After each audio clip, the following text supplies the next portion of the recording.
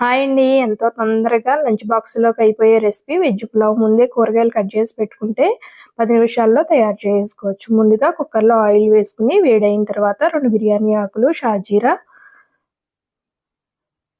కాజు, కసూరి మేతి, బఠానీ, sweet corns, మన దగ్గర ఏముంటే వెజిటేబుల్స్ అన్నీ కూడా వేసుకోవచ్చు. పుదీనా, కరివేపాకు, పచ్చిమిర్చి, ఆనియన్స్, అల్లం వెల్లుల్లి పేస్ట్ వేసుకుని సిమ్లో పెట్టి మగ్గించుకోవాలి. ఇప్పుడు సాల్ట్, కారం, గరం మసాలా వేసుకుని కొంచెం ఫ్రై అయిన తర్వాత రైస్ కూడా వేసుకుని సిమ్లో పెట్టుకుని ఫ్రై చేసుకోవాలి. ఫ్రై అయిన తర్వాత వాటర్ పోసుకుని 3 విజిల్స్ వచ్చేంత వరకు